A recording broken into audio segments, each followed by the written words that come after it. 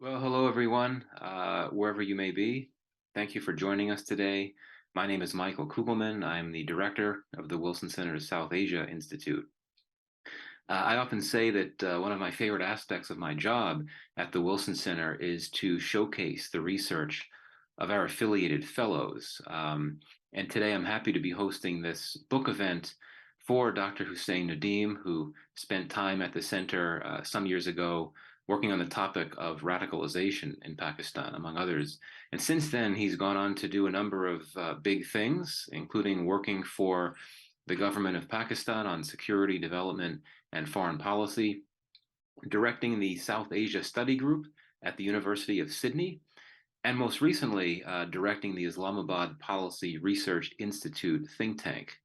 So Hussein's new book, published by Routledge this year, looks at aid politics and the war of narratives in U.S. Pakistan relations.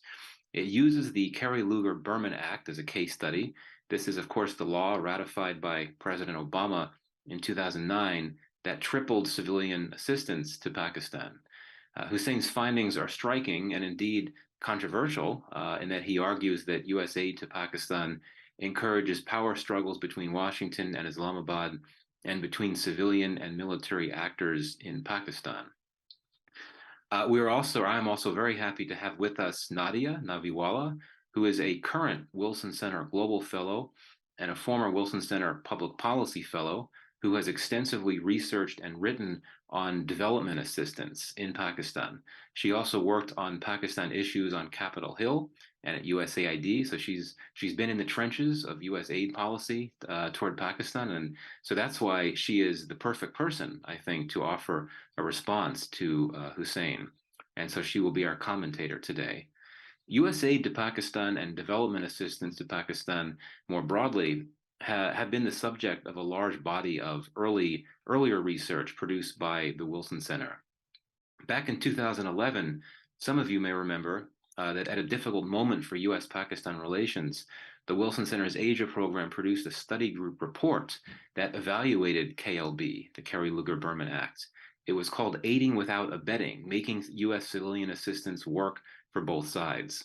The Wilson Center's experts have produced a number of impactful studies on development assistance in Pakistan, especially as it relates to education. And a lot of that work, I should say, was produced by today's commentator, Nadia Naviwala, in 2016 and 2017. We also have produced previously a study of the role of leverage in U.S. Pakistan relations, and that was done by former Wilson Center Asia Program Director Robert Hathaway in 2018. So in just a moment, Hussain will give us a presentation about his book and its findings, and then Nadia will offer some commentary and we'll have a discussion. We'll then take questions from the audience. If you have a question, you should see on your screen a little box where you can type in a question and submit it. Please do that and do list your name and your affiliation if you'd like. So with that, I turn things over to you, Hussain. Thank you so much, Mike. My pleasure to be here. And I'm very happy that my book launch is being done at the Wilson Center. So thank you for that. And I'm also very happy to share the platform with Nadia, whose work I followed for over a decade now. So I'm really looking forward to her comments on my book as well. What I'm going to do is that I'm going to try to innovate the format and essentially try to deconstruct the U.S. Pakistan relations, which is the subject of my book, in 5 different stories, which I'm going to pull out from my book. And I'm just going to read a few passages from my book based around those 5 stories, which essentially will detail exactly what has happened within the U.S. Pakistan relations, pivoted around the aid, politics, and the narrative.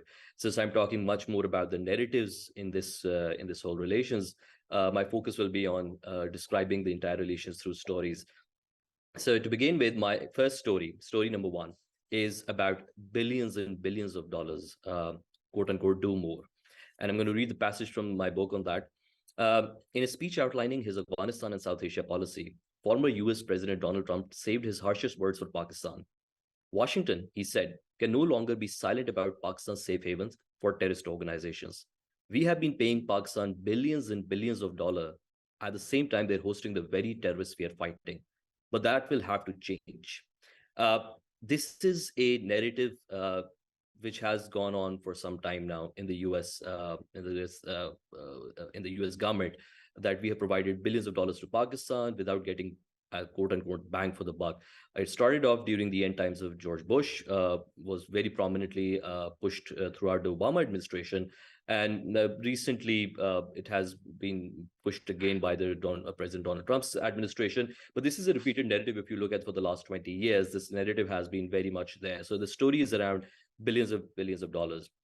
Now, if you break down this narrative, what you'll notice is something that I've talked in my book a lot, which is essentially the framing discourse of my book, the security development nexus.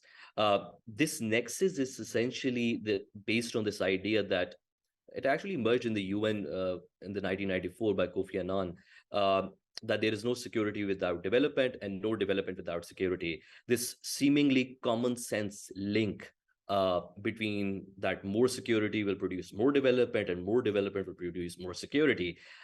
It was done during the time after the Cold War, when a lot of African nations and the East European countries were undergoing civil war. And the UN was interested to stabilize those regions, the fragile, quote unquote, fragile states. And this new theoretical model of security development nexus emerged. But what really happened was that this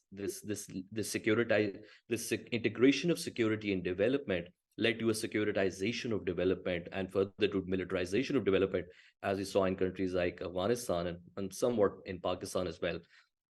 But really what this allowed, this narrative, was to allow interventions in some of the poorest parts of the world under this context of securitizing those places for the purpose of development, or developing those places to provide security and stability, which was essentially one of the Western government's policies about how do you have a whole of the government or the joint up strategy for nation building, and for the other means as well.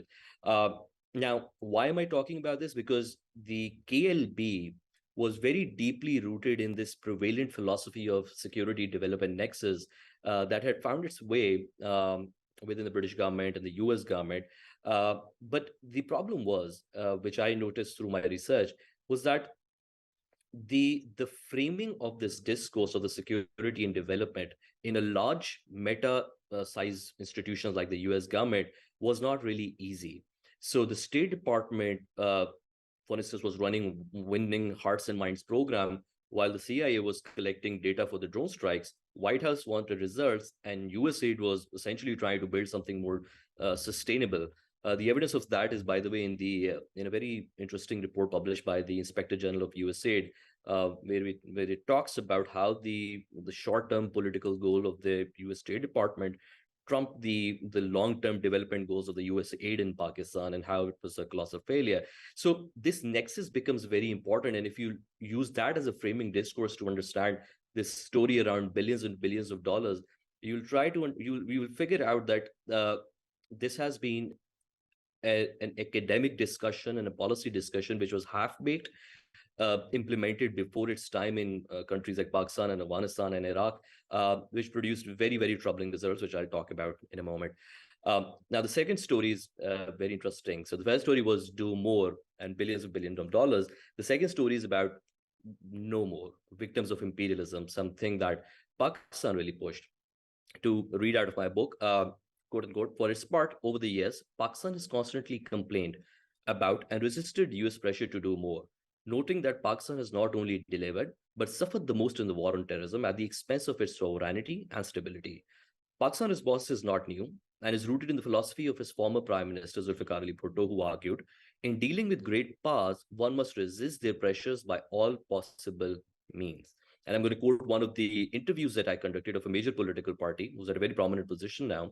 To quote him, it is obvious that Pakistan has been forcefully isolated by first associating it with Afghanistan and then waiting for the instability to take over the country. So Pakistan could be deprived of sports, entertainment, and all other things that makes it a normal country. This is an attempt to disrupt Pakistan as a normal country and expand the war from Afghanistan into Afghanistan. Now, this narrative of victimhood, that Pakistan has suffered 80,000 lives, the US abandoned Pakistan at the end of the Cold War, which is why the jihadis took over and all. This is one of the the most prominent narratives, which is in response and sometimes proactively conducted by the Pakistan's foreign security establishment to remind the United States that it owes its share of mistakes in this country and what has happened. Uh, but how this narrative has been weaponized over the years is a classic story that I'll talk in more in the discussion. Now, the story three is even more interesting, which is uh, too big to fail. So the first story is do more. The second is no more. The third is Pakistan is too big to fail. Again, something that we've talked previously as well. To quote unquote from the book, again, there is a common saying in Pakistan that God is with the weak. What people really mean by this is that there is a divine strength in a position of weakness and desperation. This belief is deeply rooted within the ideology of Pakistan's security establishment when it comes to negotiating and bargaining with the US in their asymmetrical power relationship. That Pakistan has nothing to lose and is in a classic game theory scenario, is ready to collide with the oncoming car, is a prevalent message in the speeches on matters of security and defense of its former rulers. Stephen Cohen describes this in his foreword for Schaeffer and Schaeffer as Pakistan pointing a pistol at their own head and saying, "Help me or else." Uh, Again, those who are in DC have a better picture on this thing that for a very long time, Pakistan has deployed a narrative of insecurity that we have a nuclear power, we have a reserve of too many jihadists, and if you don't support us, these people will blow up the region and the war will come to you as well. This is a very interesting narrative because if you look at Pakistan's 70 years of foreign policy history, the country has continuously deployed this particular narrative from the 40s, late 40s, 50s, 60s, and onwards throughout the Cold War that the Soviets are coming. And if you don't support us, the Soviets will probably take over Afghanistan, Iran, Pakistan, and the whole the idea of the great game.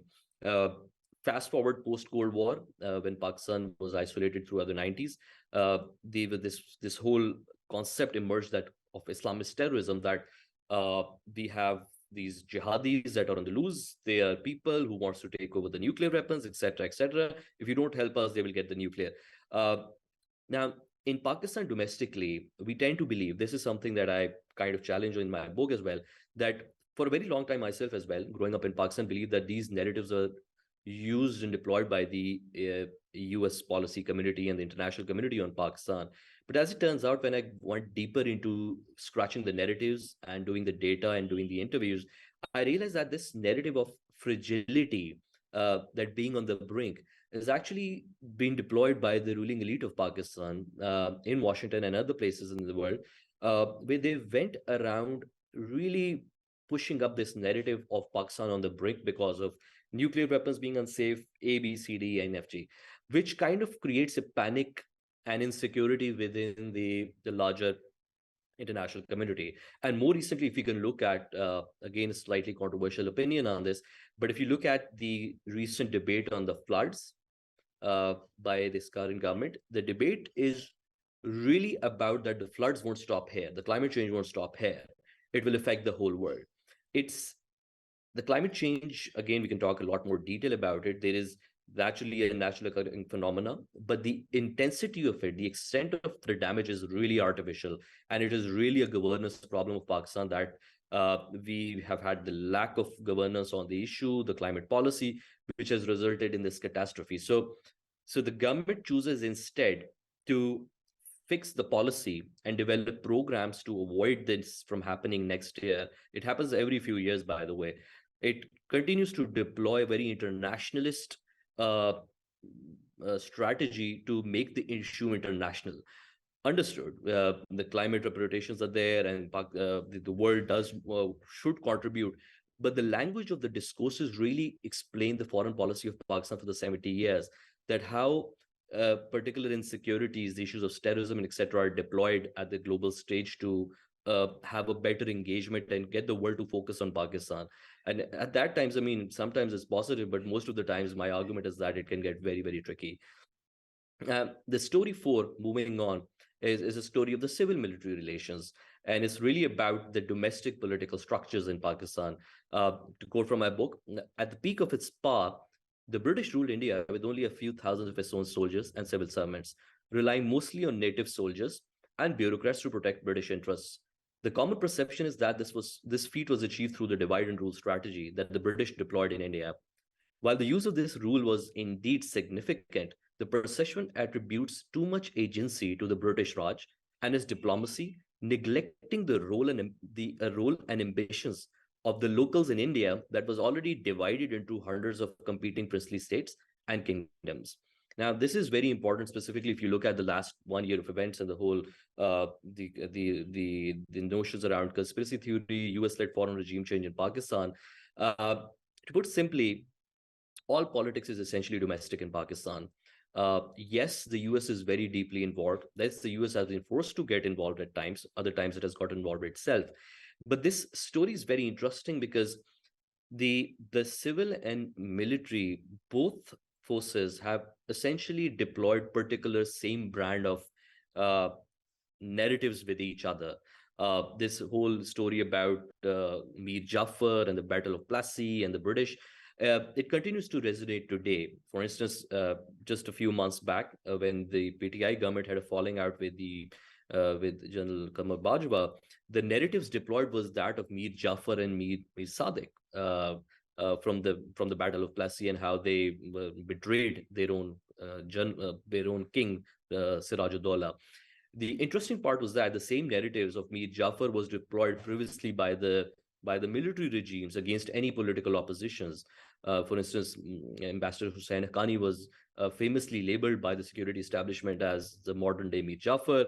Previously, if you go back in the history, any opposing forces from the leftist parties and all were really put under that tag. So that's one of the very prominent stories of Pakistan civil military history, where this contest between civil and military forces run around this historical betrayal done by Mir Jafar, and that is continued to used as a narrative to take down one or the other party. Usually was deployed by the security establishment, but more recently the political parties have also weaponized this narrative as well. Now, the last story is that of a democratic alternative, the civilian supremacy narrative.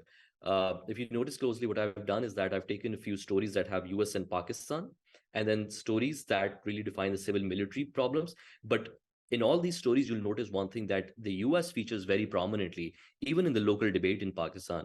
To quote from my book, Benazir Bhutto argued that the primary reason that the West was vulnerable to terrorist attacks was a consequence of West allowing the Pakistani military regimes to suppress the democratic aspirations of the people of Pakistan, as long as their dictators ostensibly support the political goals of the international community. Uh, she essentially says that General Musharraf has played the West like a fiddle, dispensing occasional support in the war on terrorism to keep America and Britain off his back, while he presides over the society that fuels and empowers militants at the expense of moderates. Uh, Democratic societies largely produce citizens who understand the importance of law, diversity, and tolerance. A democratic Pakistan free from the yoke of military dictatorship would cease to be the petri dish of the pandemic of international terrorism. Uh, so she further argues that during both of my tenures as prime minister, my government enforced the writ of the state there through the civil administration and military troops. Now, this is a very interesting narrative, which Benazir Bhutto was one of the smartest prime ministers Pakistan has produced. She knew how to run a foreign policy and have an international level of conversation when it comes to raising the rights issues of Pakistan. And what she skillfully actually deployed around a civilian supremacy. Fast forward 20 years, the same narrative was being deployed by ex-Prime Minister Nawaz Sharif on his civilian supremacy march, where he was trying to essentially talk to the United States and international forces that, look, you need to stop supporting the military regimes in Pakistan because they're the ones who are at the heart of the problem. A similar narrative was deployed by the ex-Prime Minister Imran Khan throughout his 2000s, where he argued the same thing, that the West must start supporting the military regimes in Pakistan. Having said that, why study the narratives and discourses? I'm going to take 3-4 more minutes to really discuss why I studied the narrative. This book is essentially a story of different actors have told, in some cases weaponized against each other to generate influence and power over each other. My real question is, who has a part to tell these stories, and whose story has a wider reach as well? Really, if you scratch the surface, I kind of realized that the true power is not only in telling your own story, but also in telling the story of the other. And what I noticed throughout the KLB and the aid was that a lot of times the aid relations uh, created a sort of echo chamber around the recipient country, where the story of the recipient country was not being generated organically by its own people or the intellectuals or the writers, but essentially in the ambit of what the priorities were for the Western developed countries or for any donor country.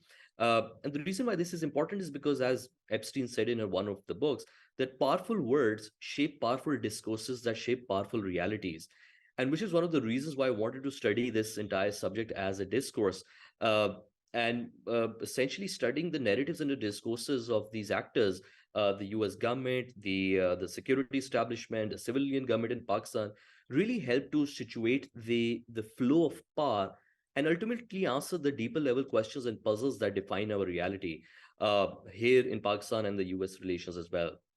So on the surface, really, this book is about U.S. Pakistan relations at the KLB, but at a deeper level, it is about power, politics, and discursive war that is activated through the foreign aid in the context of the post-colonial states. Now, if you switch the names from Pakistan to Egypt in my book, you'll see that the results are exactly the same. It's almost like I'm talking about Egypt or any of the post-colonial states where the U.S. is heavily involved. Uh, but interestingly, when I set out to study the US foreign aid to Pakistan, I was expecting to see the US as a big bad actor who has like funded a lot of things in Pakistan, is running the show, and on the switch of a button, things happen. Like generally, one would expect the narratives would tell you in Pakistan. But the results are very fascinating. I mean, the US is no denial very deeply involved in the Pakistan's social political structures. It is the largest recipient, it's the oldest partners, naturally, it has a lot of influence. But what I also found more interesting, which is the crux of the book, is that the Pakistan security establishment or the Pakistan country itself is not really a passive bystander.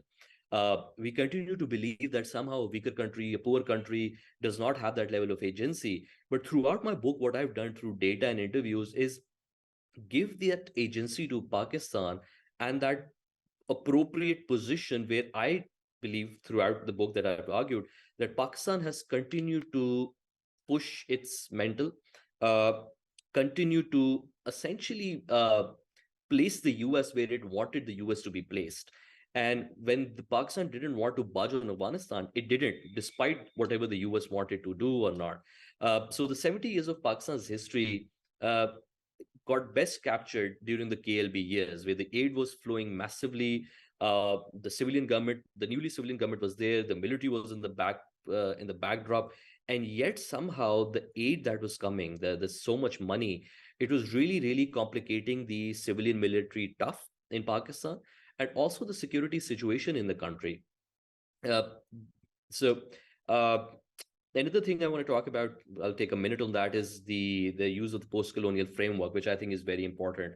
I use the post-colonial framework because I felt that it addresses the elephant in the room that had gone missing. Uh, uh, because post-colonialism, I feel that it allows essentially to two things.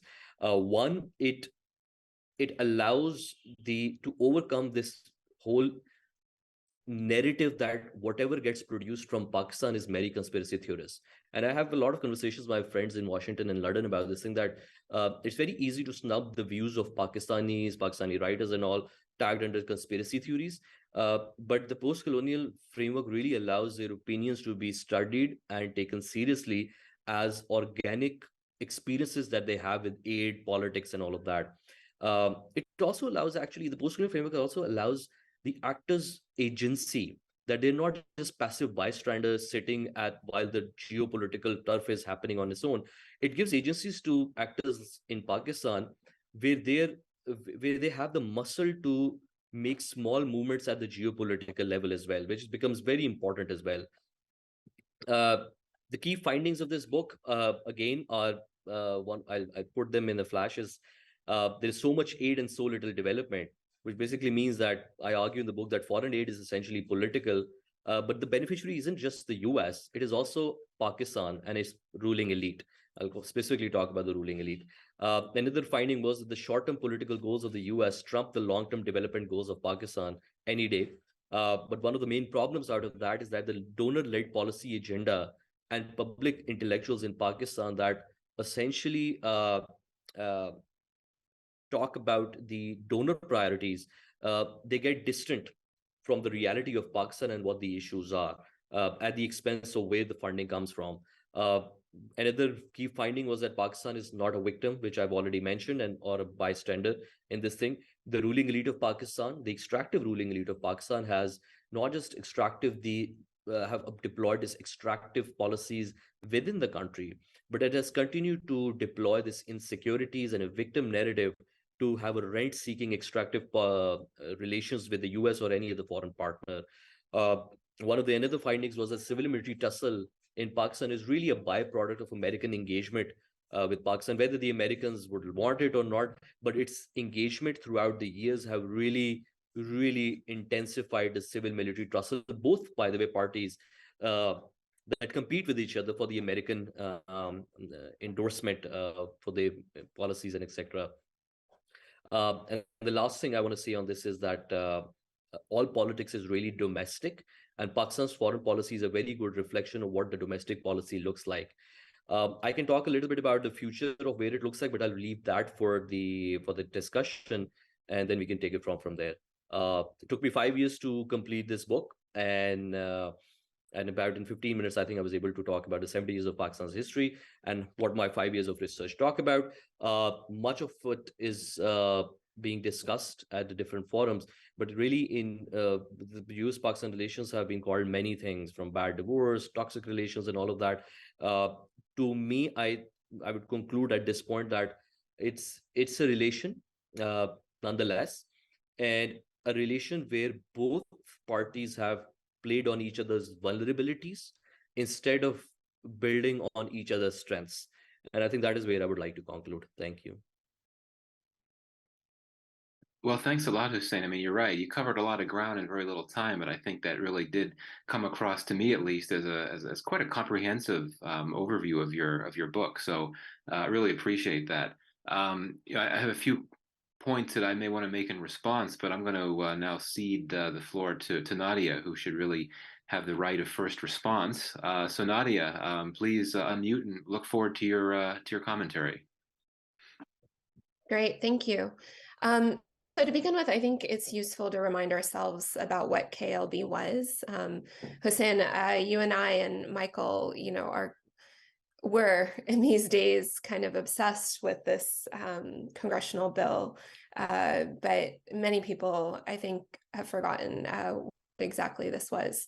So KLB was Kerry-Lugar Berman. It was a $7.5 billion authorization, authorizing $1.5 billion in economic assistance for Pakistan between about 2010 and 2015. And the way I understand your book, Hussein, is that it gives a lot of weight to KLB as a metaphor for U.S. Pakistan relations, and the narratives, because there was a lot of outcry around the time that the bill was passed. I would make a few points, and I want to make a few points in response to kind of what I read in your book. And one is that I think it gives too much weight to KLB as a metaphor for the relationship. Many of the narratives existed long before, starting with 9/11. And the turning point was probably more the Abbottabad raid than the passage of this congressional bill. There was still a lot of hubris around the relationship at the time that the bill was passed.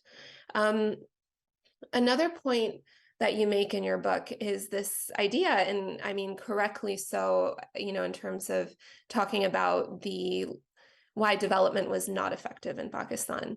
But the idea that Americans don't understand the Pakistani audience. And, in doing my interviews around KLB, the answer to this was, well, you don't understand the congressional audience. And I think KLB is actually an excellent case study on the powerful role that Congress plays in foreign policy, in US foreign policy. And this is something that is not well understood in Pakistan. I would say that it's the job of the Pakistani embassy and its lobbyists in Washington to fully understand and be able to manage this relationship. But over the years, what's clear is U.S. Pakistan relationship is a very executive to executive relationship. It's a mill to mill relationship. It's an intelligence to intelligence relationship.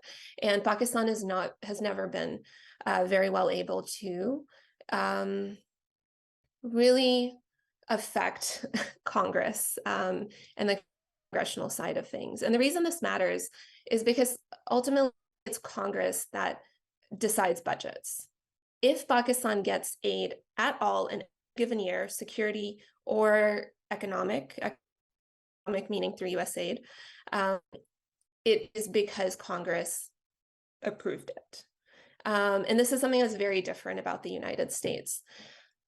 So in terms of what Congress reflects is popular opinion on Pakistan. And this is not something that's engineered by the executive department. Like in the US, it's a very, the media influences public opinion, which influences foreign policy. And so it's not that the establishment in the US is fully in control of this. The story of KLB, I think, is really important to understand where it came from and why, and some key really elements of the bill. Later on, after it passed, it's true that the State Department was in the lead. And even then, there were several different actors that were involved in competing with each other in the implementation of the bill. These were state, these were USAID, this was intelligence community, and Congress continued to stay involved at that point. But I think your book really focuses on the text of the bill and the intentions behind the bill, and kind of maybe collapses these things too much. And I think it's really important to understand why this bill happened and what it really was. So Kerry-Lugar Berman actually started as Biden-Lugar. According to, I believe it was Jonah Blank who spoke at Brookings somewhere around this time, it really started as a congressional staffer pestering his boss, meaning Senator Biden, before, this is when Bush was in power, before Obama came to the White House. Interestingly, Hussain Haqqani says the idea was his. So when you talk about Pakistan both kind of being a victim of US narratives, but also co-producing these narratives, I think if this is true, it's a really good idea. Jonah needed to come up with a big idea for Pakistan. Biden gave him the license to do that. This was Jonah's big idea. Jonah was someone who was an anthropologist, a PhD from Harvard. He had lived in Lahore. And what he saw is that since 9/11, most of the assistance to Pakistan had been security-related assistance. So Pakistan had always been agitating for a longer, deeper, more multifaceted relationship, so KLB made sense. It's when this bill got to the House side that all of these certifications and conditions related to security assistance were put in. Now, this is really important.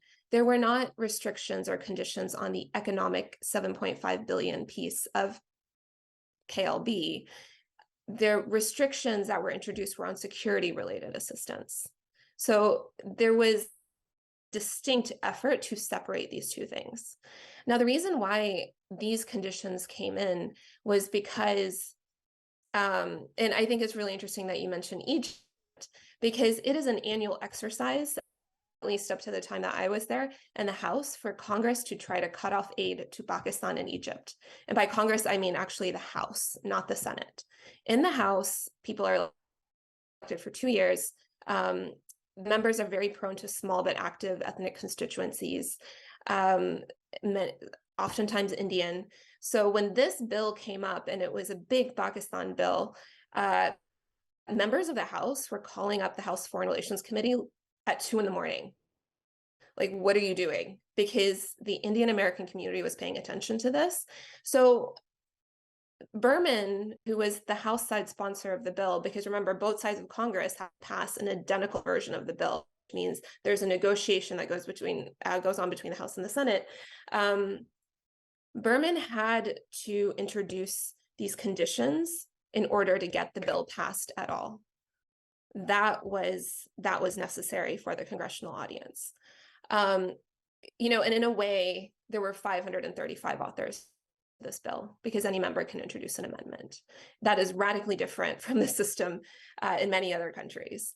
So things were coming up here and there with the bill. And, you know, this is very common. Congress loves to score points. It's full of politicians. And usually what happens is that there is a national security safety valve. So sure, we'll let you score your political points, we'll address your concerns. However, all of these certifications were waivable, and they were waived. So conditions on Pakistan action against certain terrorist networks, et cetera, could all be waived, and they were waived. And as you say in your book, the US reassured Pakistan that this is what would happen, and it did. So in terms of the intentions of the bill, I think it was really interesting. I did interview the people involved in writing this bill. And, you know, what they said is that, you know, it's not charity. It is about national security objectives. What we wanted was favorable opinion. Things like what we got after the 2005 earthquake. Things like turning on the lights in Karachi. How you do that, that's not Congress's expertise. That was for USAID to figure out. You know, they didn't do a very good job at that, and that's kind of a different part of the development story. But that was the intention. In terms of it being a kind of the political slush fund aspect, you know, Holbrooke, you know, he canceled a lot of projects when he came in, and one of the things that he kept, you know, for Asif Zardari was BISP, the Benazir Income Support Program. So, and these are things that, you know, it starts to give you an idea of where maybe that intersection was, at least in their minds, of getting favorable opinion, creating positive economic impact, stability in the country, and also appeasing the Pakistani government. It's important that also to note this bill had a lot of uproar around it. At the end of the day, it was very small. $1.8 billion, as you say in your book, is what came through of the so-called Prom 7.5. Also, you know, something that the US government constantly reiterated to the Pakistani government was there's no such thing as a 5-year appropriation. And this is a technicality of US foreign policy, or at least the way Congress works, is that there are two different committees. The appropriating committee in Congress is the one that actually approves the budget and releases money. They do their job on an annual basis. This bill came from the authorizing committee, the Senate Foreign Relations Committee. They can promise all they want for 5 years, 10 years, whatever, but it holds no weight unless the appropriating committee approves it on an annual basis. This bill was only $1.5 billion over 1 year. The politics around it, sure, were different. The narrative around it, sure, was different. But that's what it was, and that's what was very clearly communicated to the Pakistani government, amongst other things. A few other points. I think your book really talks a lot about the narrative, and it was damaging to Pakistan. Being in the limelight since 9/11, I think was not overall a good thing for Pakistan. For everything that happened was said about it being an insecure state, about its complicity in terrorism, nuclear weapons. But I think it's really interesting that you talk about how Pakistan co-produces this narrative.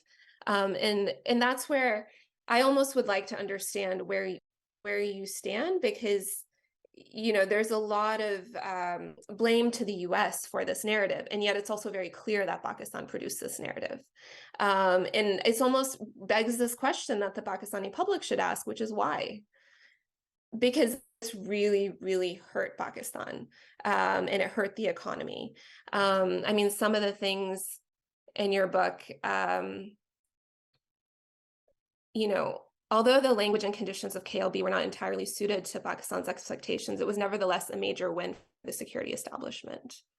In terms of keeping influencing US foreign policy, and keeping the US engaged in the region. You know, they ultimately got what they wanted out of it. And I would say that after all of these years, Pakistan got what they wanted out of it. Another big point, sorry, there was one other really good quote. I actually took down several. Yeah, so the narrative of the country being a weak and crumbling nuclear-powered state, the collapse of which is presented as a doomsday scenario. While this global narrative was partly a construction by the US, it was also a careful orchestration by Pakistan.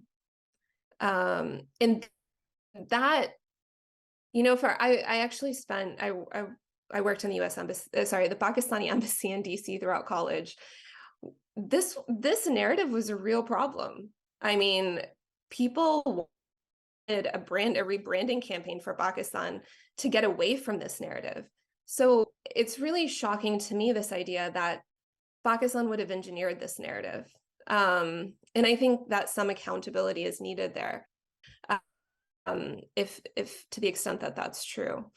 And I think the lack of straightforwardness in the way that Pakistan deals with the US or dealt with the US, this was something that was really frustrating, always to US officials, and something that Pakistan thought it was very clever in doing. Cunning, sometimes can be the word, but it was definitely always picked up on, and especially after years of this kind of pattern of diplomatic engagement. And it is something that, you know, ultimately the relationship has paid a price for. So I'm not sure that Pakistan really got away with that at all. So finally, I'll say one thing. I mean, there's so much to say about aid and what happened with KLB, but you know, key consideration with aid ultimately, you know, even more than security, even more than development, is monetary stability. Pakistan needs the dollars. And so whether it was CSF, the Coalition Support Fund, which by the way, since 2001, CSF at this point had been 13 billion. KLB was only 1.8, of which 30% went to the government. So KLB was really, really much smaller when you think about money influencing the government. And the security funds, CSF in particular, was easy money, direct to the military, directly tied to action. And it was in 2015 that Congress started introducing certifications and conditions on security assistance, which could not be waived. And that money started being held back when Pakistan didn't make progress against the Haqqani network, for example. So all of that conditionality really lied with security assistance. But throughout this time, you know, there was something that I always heard and could not investigate, and I really think this is what is missed, is that there was a lot of talk of aid calibrating the relationship. And the way that aid calibrates the relationship is because, and this is any aid program, any external financing to Pakistan, is that Pakistan needs the dollars.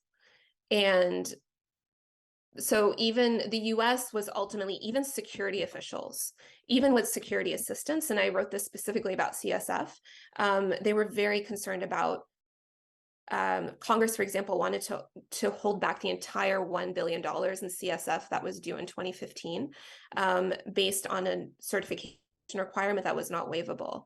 The administration wanted to reduce that because they were concerned about the monetary stability of Pakistan. So that's ultimately what aid is about. And this has been said since the 1980s, to the extent that in my work in education, it's even been talked about that it's ultimately finance ministries that are interested in assistance. It's not the line ministries. And we see this playing out more than ever today with Pakistan trying to cobble together assistance from whatever sources it can. By the way, all of which are conditioned, all of which have their own requirements. Even climate-related finance wants Pakistan to do certain things. All assistance, any giving, whether it's me giving money to whether it's a philanthropist or a foundation giving money, all has aims around behavior change, all has aims around the change that it wants to achieve. So it's not surprising that US has, when it has national security concerns with Pakistan, it's going to use every tool in its toolbox to at least try to achieve that. Although in this case, I think in KLB, at least the authors of the bill tried to separate those things. So it's not this kind of, these ideas are not necessarily restricted to KLB. I will conclude there. And I would be interested in your comments, Hussain. Yeah, thanks a lot, Nadia. That was great, and I know that one of the many things you do well is providing some of these insider perspectives, so to speak. So I think, in particular, some of that context about Congress and how things played out there as KLB was developing, very useful, I think, for our audience.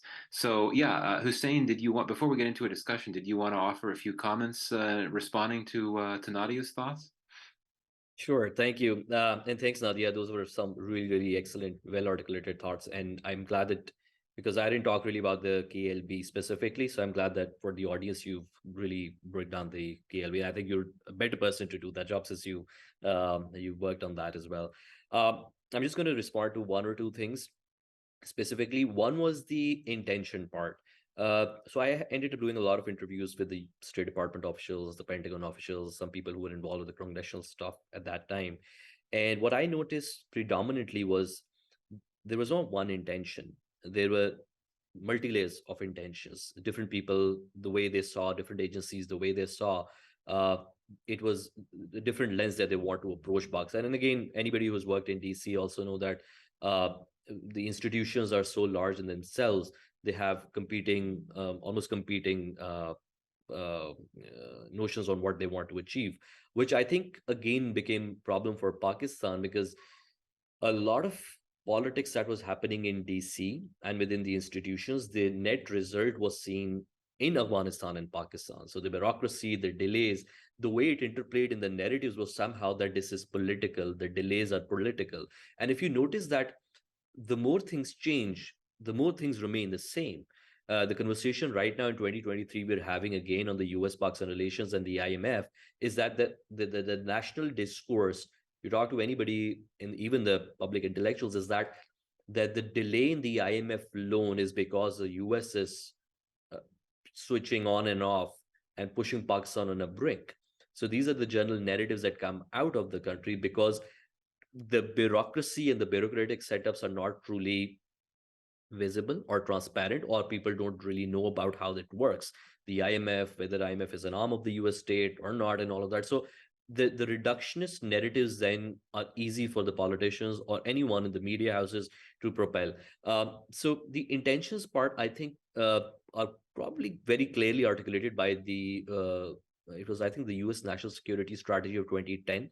And I have a quote from that as well. Yeah. So the quote basically says that the Obama administration has sought to influence the strategic considerations of Pakistani leaders, convincing them that Pakistan is better off expanding its counter-terrorism and counterinsurgency operations, improving bilateral cooperations, and contribution to Pakistan's economy, political and military stability are all essential elements of this effort. This is one of the pretexts of through the time the KLB was being talked about, that there was from White House this constant narrative that we need to undertake a behavior change, that Pakistan needs to change a behavior and all of that. So like you rightly mentioned, that behavior change of Pakistan on Afghanistan, I do think that was one of the key concerns. And after 2008 Mumbai attack, very much pushed by the Indian lobby in DC, that was also their concern that Pakistan needs to change its India policy as well, which later on got articulated during the Dawn leaks, by the way. So that's one very important point that I wanted to raise. Another thing that I just want to talk about is this, and I'm glad that you pointed out on that, is the co-production of narratives. And I struggled a lot with this thing because I do think that it was a very dangerous game that Pakistan, I'm not going to, again, it's very reductionist to say Pakistan, a particular ruling elite played a very dangerous game with Pakistan, which benefited a particular institution or an enterprise or a particular segment of society at the expense of a very, very large population. And the reason why I say that is because when I mean, again, I've served in the government for almost 10, 11 years now, and I understand Pakistan's foreign policy as well on some level. Uh, you're right about the fact. I think you were at the U.S. Embassy in 2004, Pakistani Embassy in DC around 2004 and 5, if I'm not wrong. I was there in 2008, and when Hussain Nadim was there, and the conversation was really how do we change the narratives in Pakistan. Until my last year when I was in government, we were talking about the same thing. How do we change our narratives to Pakistan? But whenever we would go into, for instance, a track two, or when we would have a bilateral relations, we were really co-producing the narrative which we were trying to really fight off. For instance, our narrative was producing anxiety within the US establishment or the government as well, that look, we are on the brink. We have a major problem of terrorism. If you're not going to support us, if you're going to ignore us, this, and this may happen. Much of these narratives, when I traced back, for instance, about the nuclear issue, about the issue of radical Islamists, I realized that it was a constant trips of interlocutors from Pakistan that were raising alarm bells in DC. It was a coordinated strategy to go around Brookings, Wilson Center, and all, and raise the alarm bells that look, if you're not going to help us, there's going to be a problem. And I do see the same thing playing right now with the climate as well. The conversation is not really legitimate climate related issue. The conversation is again using a victim card that look, we've been hit by climate and this will not stay here. It is going to cause poverty, it's going to cause radicalization, it's going to cause anti-Americanism, so you need to help us. Despite the fact that almost everyone who works in the climate is very well aware of the fact that the catastrophe that Pakistan has been hit is 80% artificial and 20% of that is organic. It is the failure of the governance policies, the way we've actually constructed what we call in Urdu bandh around the Indus River. They're elevated. Sorry to go into detail, they're elevated about 10 feet high. So whenever there is even a slightest rainfall, the entire plains, the Sindh plains get flooded. This happens almost every year.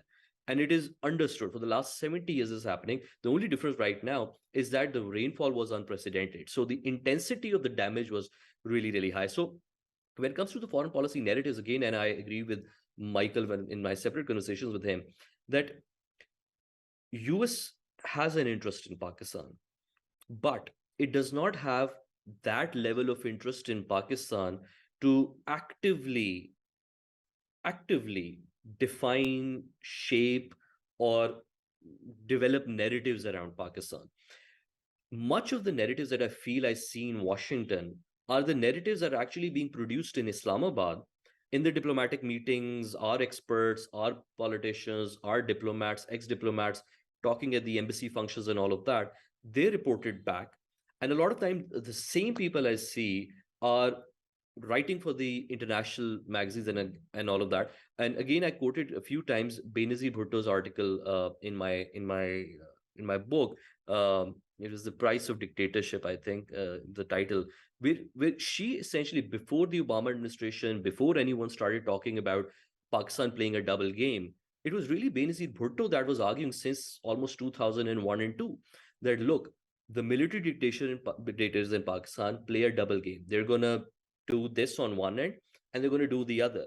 So I do think that very powerful voices from Pakistan, the civilian voices, have the ability to shape the international narratives which have gone, and again for the security establishment. Well, so these 2 points I think I wanted to make.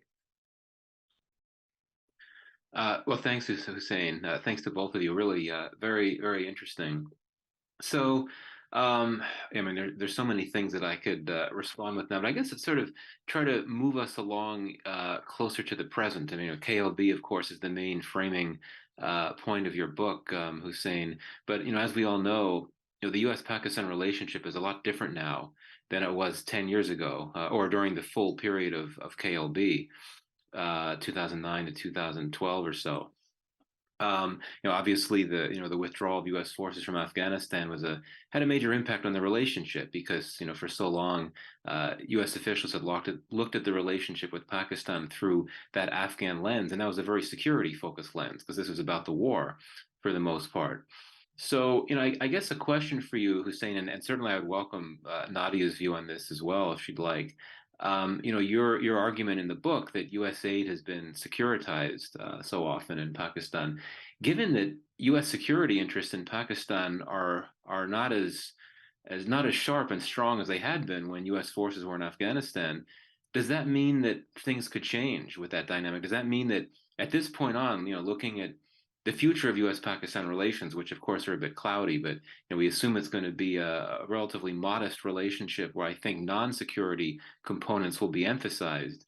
Do you think that this argument you make in your book will become less strong as we move forward, or do you think that it'll still linger? And just thinking about some on a very specific level, some of the most recently publicly announced U.S. assistance projects in Pakistan, fairly modest. Just last week, I think the U.S. Embassy announced a new project to provide assistance for cultural preservation programs.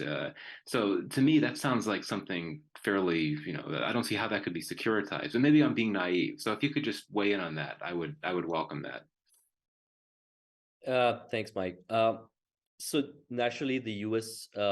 Withdrawal from Afghanistan means that much of the relations which was around Afghanistan, the supply lines, Glocks, the bases, and all of that will naturally be pushed back.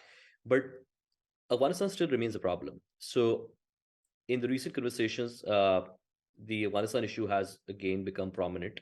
The US does need Pakistan's support in Afghanistan, which will remain. More importantly, in the past at least 1 year, Pakistan's role in Ukraine has also become prominent. Not to say on over the top, but the US, the British also rely on Pakistan's assistance on that front as well. Not too much, but still to have that level of engagement. There were two CENTCOM visits recently in Pakistan. Both of them had a very good outcome. There's naturally a rebuild of relationships around that as well. Third thing is China. The growing US-China competition puts Pakistan into an awkward situation as well, because Pakistan being China's one very important ally, and US being another Pakistan's, I would say, a favorite ally or potentially favorite ally Pakistan would want. It puts Pakistan into an awkward situation. So for as long as the US-China competition continue to grow, the US-China competition may not play out that densely in Pakistan. It will have its own moments as well. So I don't see an entire disengagement with Pakistan from the US. But again, what is the nature of that relationship going to be? It's again going to be geopolitical, which also makes sense. It makes sense because when I ask myself, again, all politics is domestic, what does Pakistan really have to offer or has offered to the US so far? In almost a dozen bilateral meetings, track twos, almost 70% of the portion that Pakistan talks about is really security and military related. The room is full of people in the uniform. When it comes to the economic and the trade side, the Pakistanis, as somebody who has worked on that side of the aisle, we have very less talking points. One of the main things that we had was the travel advisory related issue, which was creating problem. The other one was access to the markets. But really, the response from the US government has been, or the interlocutors has been, that it has to be a private sector to private sector relation. The US government has a particular level of influence where it can help, but it has to be in an entrepreneur versus entrepreneur, private sector to private sector relation. So I don't see the US expanding its economic footprint, development sector work, or any of that in Pakistan. Again, Pakistan is not really that priority country, and specifically not at the expense of India. Under the new configuration, geopolitical configuration, India is more important. It will remain to be more important. Pakistan, again, you guys are there, so you know probably better than that. In Washington, I think there's still confusion about what to do with Pakistan. And I do see competing debates on how to handle, who to handle, which department. For a very long time, I think specifically during the President Obama's administration, one of the problems I had with his administration was that Pakistan was really being run by the ICs, the intelligence community. That was the priority because the action was happening in Afghanistan. So the natural, and I remember, I think it was Ambassador Cameron Munter, his famous incident with the CIA station chief in Islamabad was very well description of who had the power, whose priorities were being met, and all of that. So question to Pakistan is, do we have anything else to offer? How do we stand ourselves? And I think the cooling period is not a bad thing for Pakistan either. Pakistan can really do some homework and rethink about what sort of engagement it wants with the US, what kind of relationship it wants with China, with the Chinese as well. Pakistan has had a lot of trouble, a similar trouble that Pakistan faced with the Americans as well. So uh, ending up with this whole CPEC now becoming a very securitized relation because it's become a matter of security. So how do we change our language, words, our narratives, our priorities, and who? Well, that can only be changed once it is clear who runs the show in Pakistan. For as long as the show is being run by uh, a particular segment of society or an institution, I think security is a byproduct of that entire training. Well, thanks a lot. Point taken. I appreciate that. Let me, oh, by the way, if anyone listening has a question, do take advantage of the event chat box. You could send your question or write your question in there and send it over. And we've already gotten some interesting questions. And in fact, let me draw on a few of them with my next question, which actually was a question I was going to ask myself, Hussain. And again, Nadia, and actually especially here, maybe you'd want to weigh in as well. In my conversations with U.S. officials in recent weeks, I hear, it's particularly conversations with officials that are not in the security agencies. I hear a lot of emphasis when they're describing how they see the U.S.-Pakistan relationship moving forward. I hear a lot of discussions about a desire to focus on, dialogues and around climate change, around energy assistance, trade and investment as well. But looking at the climate change and the energy portfolio there, that clearly suggests that the issue of U.S. assistance to Pakistan, non-security assistance, is going to remain significant to some extent. So I guess the question is trying to sort of turn things around and try to think about how we could look at this from a more positive lens. What would you say? What could work better? What do you think the U.S. could do, quite frankly, on a policy level to make its aid projects work better? Or is it simply too late to have that conversation? Does it not matter now? And maybe you'd want to say a few words about whether you think KLB could have done better, or maybe you'd prefer to just focus on hypothetically down the road, what would work better for both sides in terms of how mistakes from the past, in your view, could be avoided, how lessons can learn. What do you think a better U.S. assistance policy in Pakistan would look like? In additionally, keeping in mind the constraints on the relationship, which you and I have described as well, trying to think about how could all of this be done better in the past. If you were talking to U.S. policymakers now, what would you tell them in that regard?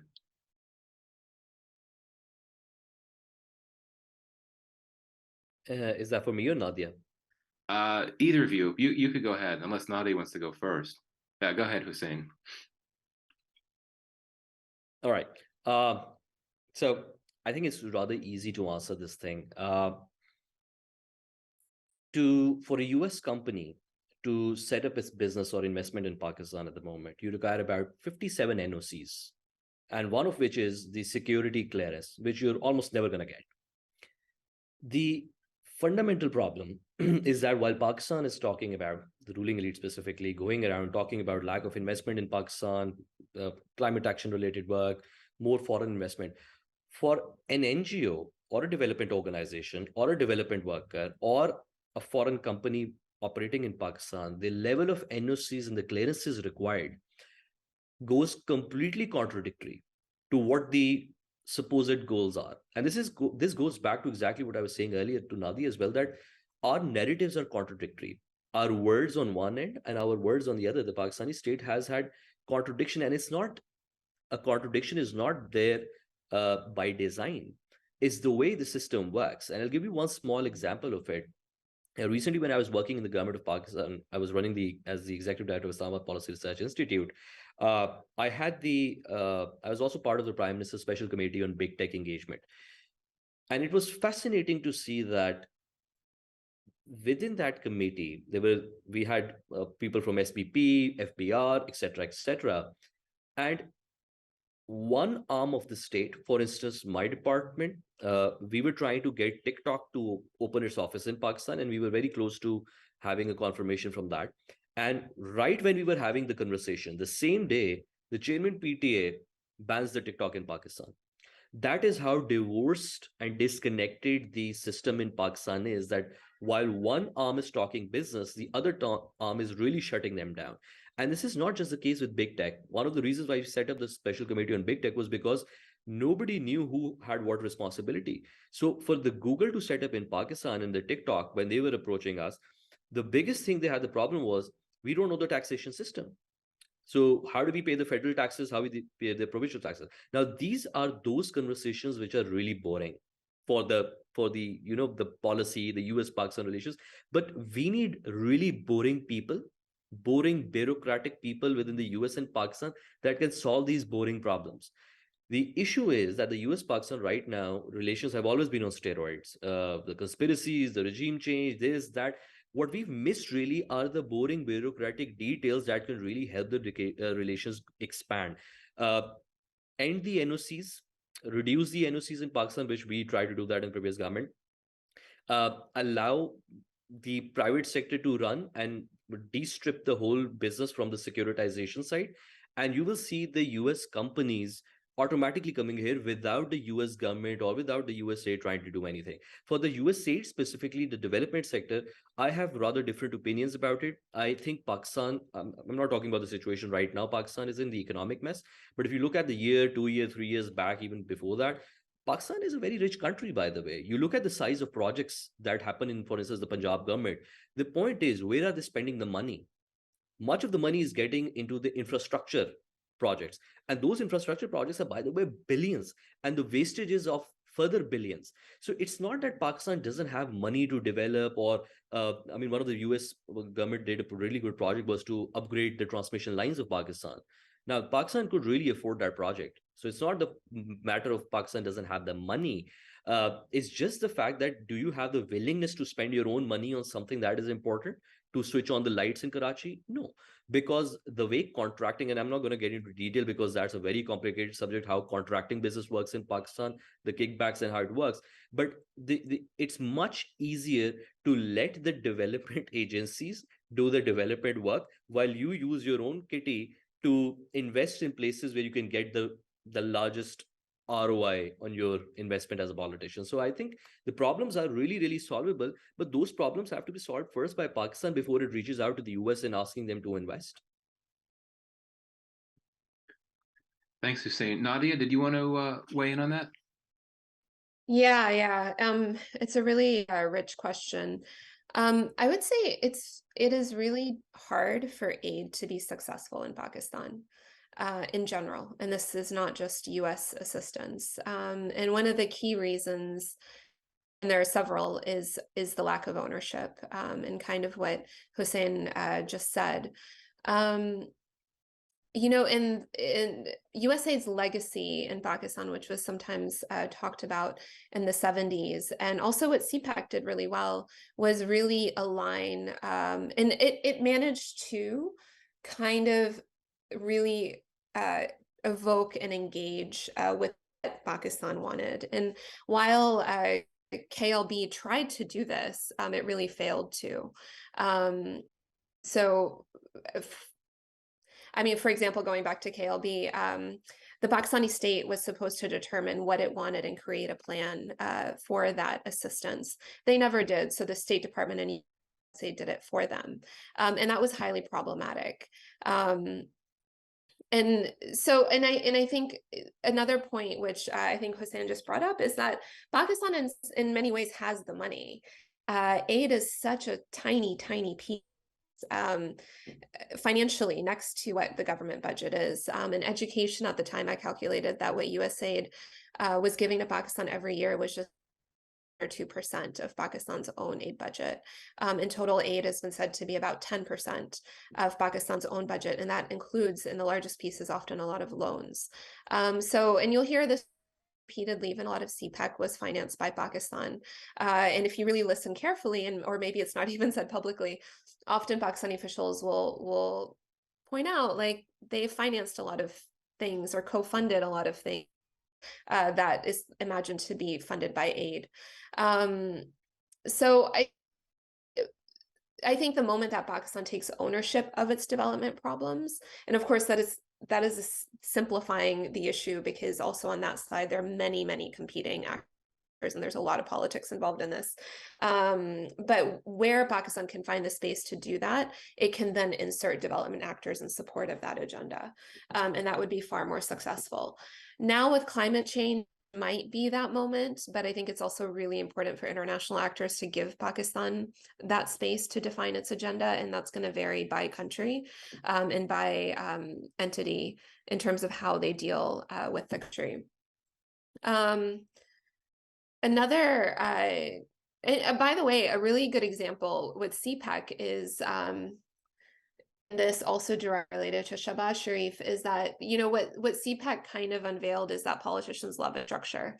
It helps them get reelected. So the building of roads, really the focus on energy, which I guess the US has tried to, well, it's always, KLB always did focus on energy, but, is continuing with the focus on that. But it's really the infrastructure that is something that politicians got excited about. And KLB did do infrastructure, but not always the right kind to what the state wanted. Another big issue is, and I think this is also raised, I think Hussain's book is a key example of this, is that aid has lost credibility in Pakistan, and it had lost it to with. And that's what gives space for these narratives of essentially conspiracy and malintention behind these aid packages. And I think it's lost credibility for good reasons. Something that I have focused on throughout my kind of career with aid is distinguishing, especially in Pakistan, between what is locally supported and what is foreign supported, because there's a huge bifurcation between these two things. When it comes to kind of NGOs, the ones that aid engages with, there's a huge bifurcation between the types of organizations and agendas and narratives that aid money will end up funding versus locally supported institutions, locally supported efforts to address Pakistan's own problems. They're really blind to that local ecosystem for change. And that is what the US still continues to miss, because it's in places outside of Islamabad and outside of, it doesn't reach the diplomatic enclave. And it's a structural problem to our presence in Pakistan with the one-year postings, for example. And a point I think, which is really important, and something that I learned by interacting with DFID at the time, FCDO, the UK's aid agency. They had a totally different approach from USAID when they were thinking about how to deploy assistance in Pakistan. And one of the key differences was that while the US looked at Pakistan and it kind of analyzed it and determined the priorities for assistance by what Pakistan needed. What in this ideal universe, kind of built pie in the sky, does Pakistan need to be stable? And their answers were energy, economic growth, and especially kind of then they thought of stabilization programs, which is kind of complicated what they did with that. But they really wrote down the ideal of what they wanted to achieve rather than being really realistic about what could be achieved. And one of the consequences of this was that, we deployed a lot of our assistance to Sindh. And there is a political dimension, I'm sure, to this, because Zardari was the prime minister at the time. But we deployed a lot of our assistance to Sindh, and it was government-to-government assistance. Now, the Sindh government at the time, and I think they've always been very upfront about the fact of, don't give us the money. We can't manage it. We're not good at it, frankly. They're saying, we are corrupt. Don't give us the money. We'll tell you what needs to be done and just do it for us. And the US's response to that was like, no worries, we're going to give you the money. So it's really blind to the context on the ground. Even when the government itself is telling you, these are the problems, don't do this, don't give us the money, the US said, we're giving it to you anyways. The British were completely different. At the same time, when they were looking at giving money to Sindh, they looked at the track record of what Sindh had achieved so far with aid. They saw problems in Sindh and they said, we'd rather send the money back to London than give it to the Sindh government. And they were about to do that. And at that time, a non-governmental entity basically came to them. I forgot what it was called, and said, give us the money instead. So they ended up channeling it through a local NGO. Instead, it was, I can't remember what it was called. So that was really the determinant of how, at the time, UK aid engaged with Pakistan, of what can we do, not what should in an ideal universe be achieved. And I think that should really lead aid, is understanding every country is unique. It's not one size fits all. You really, really need to understand the opportunities at that time on the ground, and those opportunities are determined by what people in that country are trying to achieve for themselves, and really just need the money to get it done. Because Pakistanis have way more capacity in understanding their problems and how they should be solved than a USAID official who's on a one-year tour. So yeah. Thanks, Nadia. You brought up the British case a bit there, I believe, and we have had a number of questions, or several questions, inviting us to provide a bit more of a comparative perspective here, and to look at the assistance experiences of some other key bilateral donors in Pakistan. And of course, as we all know, the U.S. is a key bilateral donor, but as you mentioned, the British, the Canadians, the Germans, the Japanese, among others, have been very active with assistance, with bilateral assistance in Pakistan over the years. And of course, China is in there as well in its own category, I guess. So Hussain, I mean, my sense is that your book is really, well, it's a critique of U.S. aid policy on the whole. It focuses on KLB, but I don't know if you would want to weigh in and discuss any other of these countries and their assistance experiences in Pakistan, and if you think that they've done things that the U.S. has not in a good way. And certainly, Nadia, if you wanted to weigh in on this as well, that would be great too. But there's been some requests from the audience just to get a bit of broader perspective that goes beyond only U.S. assistance experiences, U.S. development assistance experiences in Pakistan. Thanks, Mike. Interestingly, when I started off this project for my doctoral thesis, it was very ambitious. I wanted to have a comparative study of US, DFID, and China. Then my supervisor rightly humbled me down and told me that this is not a possible topic, so it's done to be separately. But I still ended up studying the DFID model and the Chinese development model as well. And I also had, my time in the government, I also had the opportunity to work with all of them. It's good, as Nadia rightly pointed out, it's a completely different strategy. It's a whole different philosophy, and it's not just the philosophy of aid. It's the philosophy of governance in the foreign relations as well. And I'll give you one small example of it. My experience with the US, living, working, and interacting with the US so when the US foreign policy goes out in these countries, Pakistan, Afghanistan, they're very good at the bigger picture.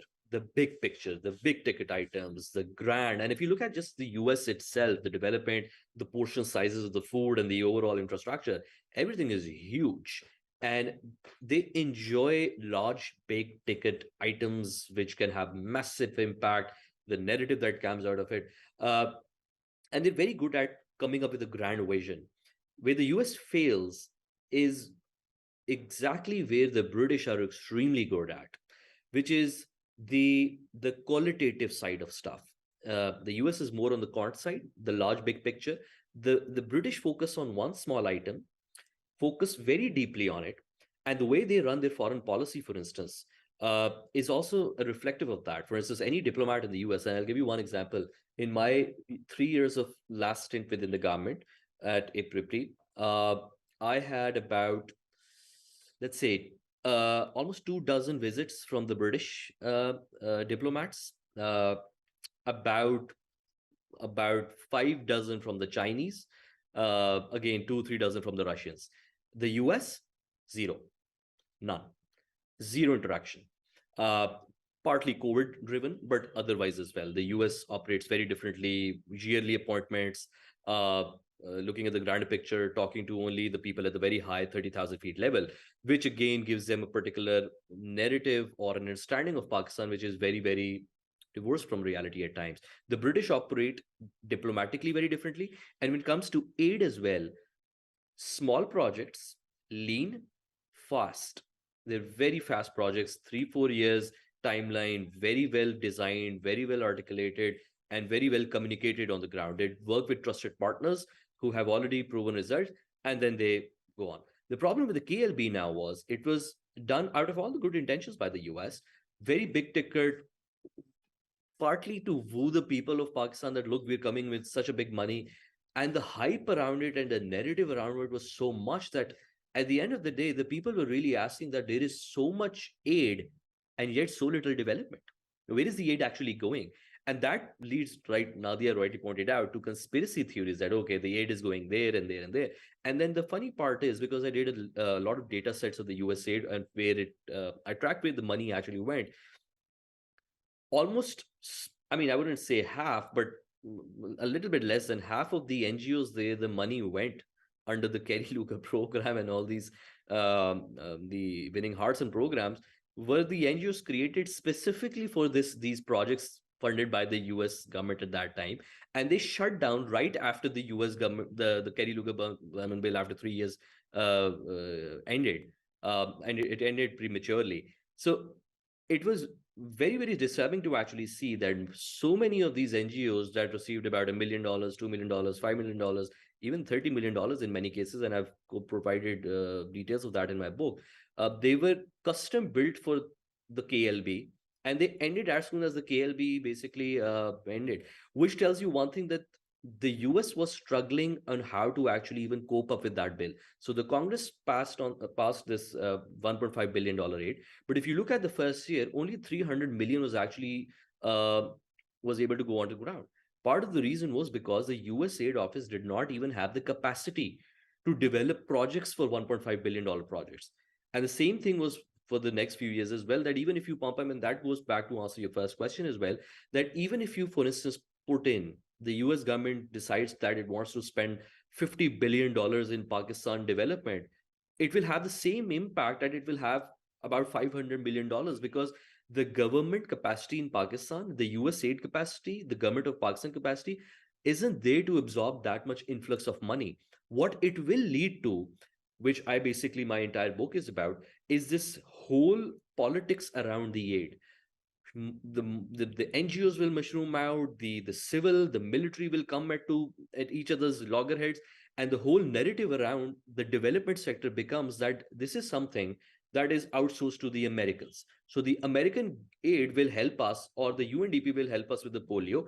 We're not the ones responsible for that. So like Nadia pointed out, there is no ownership left to that, because we're so used to the development aid doing the basic stuff that it's not our responsibility. So yeah, that's something that I think I learned. And just to mention the Chinese part as well, the Chinese are a very different ball game altogether. They don't think, they don't engage. Their way of working and the theoretical framework they use to engage Pakistan and to undertake the development is very, very different. And the Pakistani bureaucracy and the political class is rightly finding out it's very difficult to deal with the Chinese government in terms of their development agenda. They work very fast. They do not really like to spend or give away any cent of the dollar to the local clients. With the US, it's at least that you, for a dollar, what we usually say in Pakistan, that the US would be very happy to leave about 25 cents or 30 cents in Pakistan. With the Chinese, it's about 5 cents per dollar that would actually come to Pakistan. They would even bring their own labor. So it's a very, very different working method, which is Pakistan is not very suited. So with the Chinese force you to actually have ownership of the projects. With the Americans, they're much more easier when it comes to the development projects, which again is one of the reasons why there is such a colossal failure with the USAID in Pakistan. Yeah.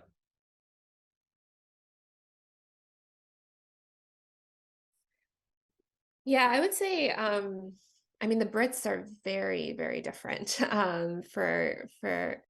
from the US. Um, it's funny because I've written about and critiqued their work in education actually quite a bit, but I I do admire them for the amount of thought that goes into how they do their assistance. It's a real effort, and there's a lot there which you can then kind of study and pick apart and learn from. And they also don't mind as much. It's really a lot harder to engage with or talk to USAID as a researcher. But specifically, I've looked a lot at education, and while the U.S. approach was to, and by the way, KLB was supposed to be exemplifying a new way of doing assistance. The idea of giving money directly to the government to government piece of this, it was also meant to empower, we talk about reordering civ-mil relations in Pakistan. It was and actually intended also to reorder civ-mil relations in the US by over the years, state and USAID had been disempowered in the U.S. Pakistan relationship, and it really wanted to give them more space in the relationship. So there were a lot of things that KLB was meant to showcase as a way to do things differently. But what ended up happening is that the U.S. kind of really stimulated a lot of parallel programs, and to the extent that it channeled to the government, often they were creating contracted units within governments to try to implement certain projects. What the Brits have done in Pakistan is when they, and by the way, for the UK, Pakistan has also been one of the largest recipients, if not the largest recipient of their assistance. And like Hussain said, they focused on education. So they really focused. And their starting point, they really recognized that development is political. And they started with a relationship with Shahbaz Sharif, and had his ownership of, say, the education agenda in Punjab. And then from there, they worked on supporting Shahbaz Sharif to better manage the system. They also worked in tandem with the World Bank. And to this day, there is still the reform programs are still coordinated between the World Bank, at least in education, the World Bank and FCDO. And that's something that I think the USAID really missed the boat on, and I think should have looked at learning from other actors in Pakistan who really had a deep knowledge of some of these sectors already through experience of working in them. So I think, but all that said, there's also a lot of space to critique the Brits, because they do issue large contracts that have their problems, to the equivalent of what we call the Beltway bandits in the US. There are problems with it, and ultimately it does create a dependency. Ministries, I saw this firsthand in the KP ministry, which before it accepted World Bank support, and in the earlier days of FCDO support, the KP education ministry was really admired by the Brits and by the World Bank for taking ownership of the education problem and saying, we don't need you guys. We don't need aid. We don't need the DFIDs of the world. We don't need any of this. We own this problem. But as these guys forced their way in within, over time, and it didn't take that long, I was sitting in meetings where suddenly, the minister would say, oh, okay, you guys can do this, because a lot of these foreign funded technical people would be backbenching the ministry meetings. So even the ministry begins to very quickly understand that, oh, there are these other people here who can do the thinking for us and do the analysis for us and put the plans together. And oh, they have such strong ideas about reform. How about they come up with the reform agenda? And you really miss this piece of what it takes a system to change. And part of that is that you need leadership. You need local leadership. It can't be technical assistance, and it can't be a foreign entity that leads reform in a country. It has to be really truly owned, not borrowed, but owned by a local political leader who then inspires his system to change. And I think Pakistan has really been gutted of this I mean, definitely over the past few years, but it almost started this way in 1947, where even in education, they said, oh, we'll look to the UN to help us develop our education system. Education is so deeply political. It really must be locally led. So coming from USAID, there's a lot to learn from the Brits, both also in diplomacy. But there's also still issues there. I think anytime you talk about aid, trying to create any kind of domestic change in countries, and I think this is something for donors to understand and hopefully be able to accept more broadly. Well, thanks a lot to both of you. And I got to say, this 90 minutes flew by. We're going to have to wrap up. Just one quick thing on KLB. And it's hard to believe it's been what 14 years since it was ratified. And indeed, the three of us were thinking about it a lot back then and in the years that came after it. But I agree with what I think Hussain said before, that it could be seen as something that was very well intentioned from a U.S. perspective. And I think that for me, looking at its goal, its proclaimed goal of trying to strengthen civilian institutions and democracy in Pakistan, clearly there's been a failure, and I think in part because of developments in Pakistan over the last decade, and particularly, as we've seen, the civilian leaderships in power have continued to want to have good relations with the army, and that's empowered it on some levels. But also, if you look at how the U.S. has conducted its relations with Pakistan post KLB, you have so many occasions of senior U.S. civilian leaders who are engaging on formal levels with senior military leaders in Pakistan, including the army chief, which is unfortunate, but that's the nature of the relationship, as it were. But anyway, I can't, before we conclude, just have to tell you all that since this is not in person, we can't sell you books right now. But the book is available. Correct me if I'm wrong, Hussain, on the Routledge website, Amazon. Anything you want to add on that front in terms of where to get the book? Yeah, it's at Barnes and Noble, everywhere else. Basically, you can find it online as well. Great. Well, thanks a lot. Really want to thank Hussain and congratulate him for his book, and thank him for agreeing to do this with us. This was a great discussion. I also want to thank Nadia, who I really think was the perfect person to be here with us because of her great experiences in the trenches on the ground on U.S. aid policy in Pakistan. So thanks to both of you. Thanks to the audience for the great questions. Sorry I couldn't get to all of them, but really appreciate it. And with that, I will adjourn. Thank you all for joining.